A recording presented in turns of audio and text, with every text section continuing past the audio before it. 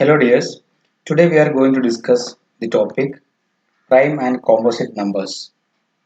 A positive integer greater than 1 is said to be a prime number or simply a prime if its only positive factors are 1 and itself. That is, any number, any positive integer having only positive factors as 1 and itself is a prime number. For example, 2 is a prime number because 2 has only the factors, positive factors as 1 and 2 only. 3 is another prime number because the factors are 1 and 3 only. 4 is not a prime because we have the factors of 4 as 1, 2 and 4. So here we have 2 is a factor of 4. So it is not a prime. Now 5 is a prime because the only factors, positive factors of 5 are 1 and 5 itself, etc. Now a positive integer greater than 1 that is not a prime is called a composite number or simply a composite. So this 2 is a prime, this is the first prime, the second prime is 3. Now the 4 is a composite number or a composite, and 5 is the third prime. Then 6 is the next composite because 6 has the factors 1, 2, 3 and 6. So 2 and 3 are there as factors. So 6 is a composite number, etc. Now 1 is neither a prime nor a composite because the prime numbers are defined by the definition. It is defined for integer greater than 1. Okay, so the first prime number is 2. So 1 is neither a prime nor a composite. It is just the multiplicative identity or the unit. So 1 is the unit or the multiplicative identity. So we have the first 10 primes are 2, 3, 5, 7, 11, 13, 17, 19, 23, 29, etc. So in this the factors of these numbers are only 1 and itself. The first 10 composite numbers are 4, 6, 8, 9, 10, 12, 14, 15, 16, 18. Next is the set of positive integers can be partitioned into three disjoint classes. One is set of primes, second is set of composites, and third is 1.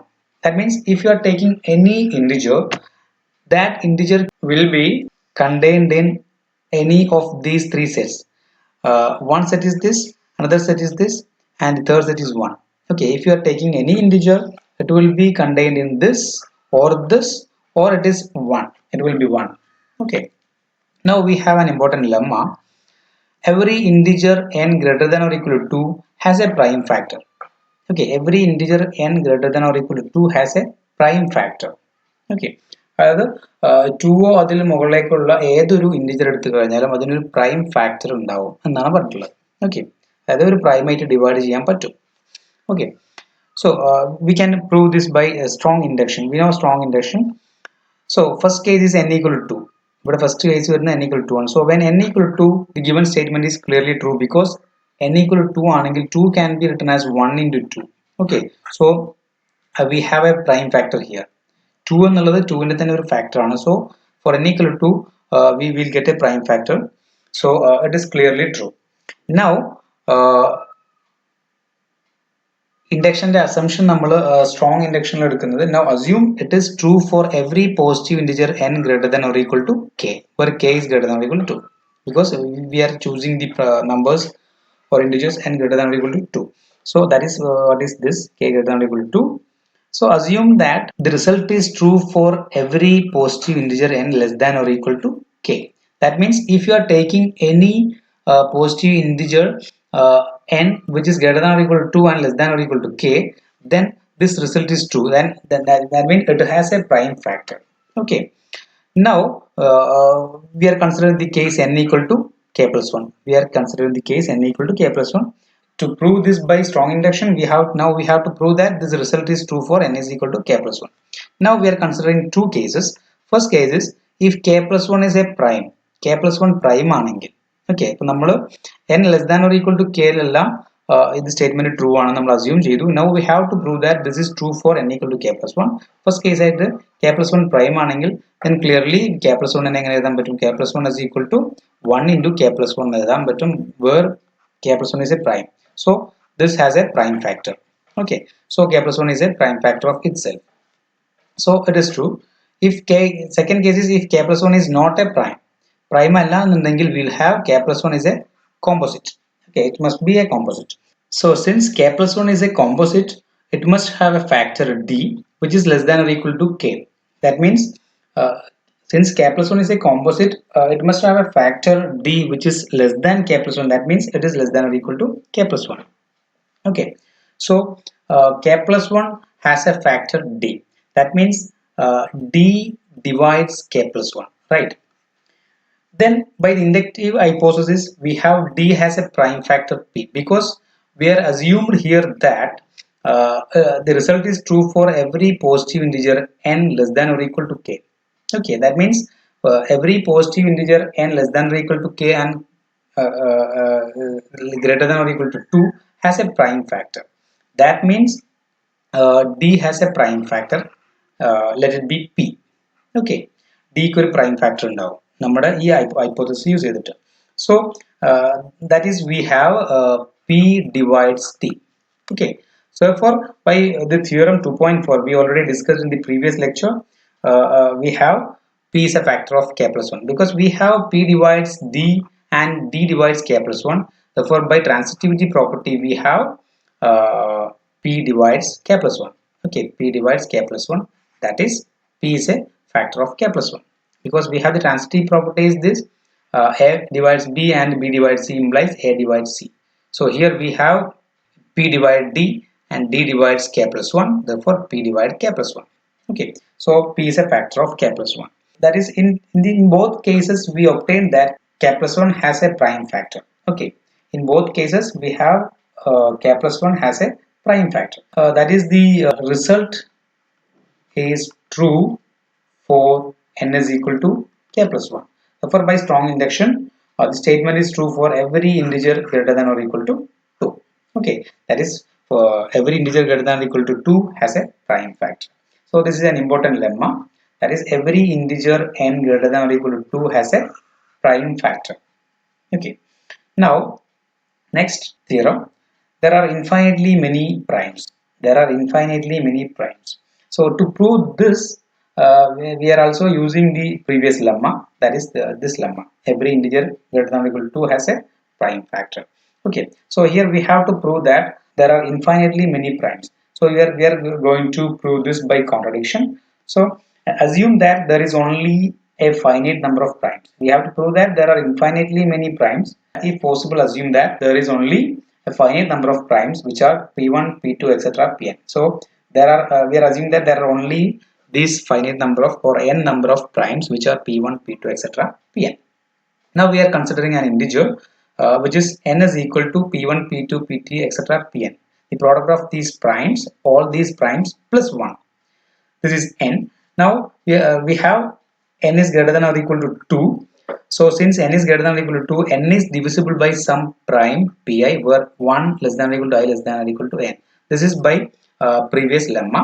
Previous lemma we have every integer n greater than or equal to 2 has a prime factor. So this has n equal to this is greater than or equal to 2. So this must be must have a prime factor. But we know the primes are at least this. Only these number of primes are there. So it should divide this n should divide at least one of this by one of these primes. Okay, let it be pi where 1 less than or equal to I less than or equal to n. Now we know pi divides n because n is equal to p1, p2, etc. pn plus 1. So here we obtain that n is divisible by pi and n is equal to this. So we obtain that pi divides n from this, and we have pi divides p1, p2, etc. pn also because pi means I should be one of these numbers 1 to n. So pi should be divides p1, p2, etc. pn, the product of these primes. So pi divides n and pi divides p1 p2 etc pn. Therefore we have pi divides this minus this. This is by the theorem 2.4. We know if a divides b and a divides c, then we have a divides alpha b plus beta c, or simply we can write, we already discussed that a divides b, a divides c implies a divides b minus c or b plus c in particular. Okay, so we have if p divides this and p divides this, so we have p divides this minus this. So this is actually n minus this. N is equal to this, so n minus p1 p2 etc pn is equal to 1. So pi divides 1. That is, it is impossible. Okay, that is pi should not be any factor of 1. So pi divides 1 is impossible. So our assumption is wrong. This assumption is wrong. That is, we are assumed that there are only finite number of primes. That is, that assumption is wrong. Therefore, we have there are infinitely many primes. Okay, so we proved this by contradiction. Okay, next we have one more theorem, theorem 2.9. The statement of the theorem is every composite number n has a prime factor less than or equal to floor of root n. This theorem can be used to check whether a positive integer is a prime or not. Okay, so every composite number n has a prime factor less than or equal to root n. For example, consider a composite number 100, then this number 100 has a prime factor less than or equal to root 100 means 10. This 100 has a prime factor less than or equal to 10. For example, we have 5 is a prime which is a factor of 100 and which is less than or equal to 10. Okay, so every prime number every composite number n has a prime factor less than or equal to floor of root 10. Okay, floor of root 10 means here root 10 is root 100 is 10 and floor of root 10, 10 is actually 10 itself. Okay, now how to prove this? Here also we can use contradiction method to prove this. Given that n is a composite number, okay, n is a composite number, so there are positive integers a and b such that n can be written as a into b, where a and b are lies between 1 and n. Okay, we are given that n is a composite number, so we can find two integers a and b such that n equal to a and a and b are lies between 1 and n. Now, if possible, suppose that a greater than n and b greater than n. A and b are numbers which are greater than root n, right? So, what about n? N is equal to a into b. Here we assumed that. So, n is equal to a into b implies, which is since a greater than root n and b greater than root n, we have a into b is greater than root n into root n, that is n. That means n is greater than n, which is impossible. Okay, so this is not true. So either we have a less than or equal to root n, or we have b less than or equal to n. That is, a greater than root n and b greater than root n is wrong. That means either we have a less than or equal to root n, or b less than or equal to root n, or both. Okay, since both a and b are integers, we know both a and b are integers. It follows that either a less than or equal to root floor of root n, or b less than or equal to floor of root n, right? Because a and b are integers. So that means this implies actually we get a less than or equal to root n or b less than or equal to root n, but we have a and b are integers, so a should be less than or equal to floor of root n, or b less than or equal to floor of root n. Now we have, by this lemma, every positive integer greater than or equal to 2 has a prime factor. By lemma 2.1, every positive integer greater than or equal to 2 has a prime factor. Therefore, a has a prime factor and b has a prime factor. Okay, so any such factor of a or b is also a factor of n, because n is equal to a into b. Okay, എയുടെ ഒരു factor എന്തായിരിക്കും, n ന്റെ factor ആയിരിക്കും. അതുപോലെ തന്നെ ബിയുടെ factor ആണെങ്കിലും അതും n ന്റെ ഫാക്ടർ ആയിരിക്കും, because n is equal to a into b. So n must have a prime factor less than or equal to floor of root n. Now from the above theorem, it follows that if n has no prime factors less than or equal to floor of root n, then n is a prime. Otherwise, it is a composite number. That is, to check whether a positive integer is a prime or not, we can use this theorem. That is, if the integer n has no prime factors less than or equal to floor of square root of n, then it is a prime. Otherwise, it is a composite number. If there is a prime factors less than or equal to root 10, then it is a composite number, right? For example, determine whether 1601 is a prime number. We know square root of 1601 is nothing but 40.0124, etc. So first of all, we have to list all primes less than or equal to floor of square root of 1601. That is, all primes less than or equal to floor of 40.0124, etc. That is, we have to list all primes less than or equal to floor of 40.01, etc. means less than or equal to 40. That is, we have to list all primes less than or equal to 40. So we know the primes less than or equal to 40 are 2, 3, 5, 7, 11, 13, 17, 19, 23, 29, 31, and 37. These are the primes less than or equal to 40. Next aim is to check whether these primes are factors of 1601 or not. If these are not factors of this 1601, then we can say that this is a prime number. So we can just verify that these primes are not factors of 1601. So after verification, we can say that 1601 is a prime. Okay, you can just verify that these are not prime factors of 1601. Now we have an algorithm, the sieve of Eratosthenes. It is actually an algorithm used for finding all the primes less than or equal to a positive integer n. That is, if we are given a positive integer n, then we can find all the primes less than or equal to this n by using this algorithm. And it is efficient for n is less than 10 power 6.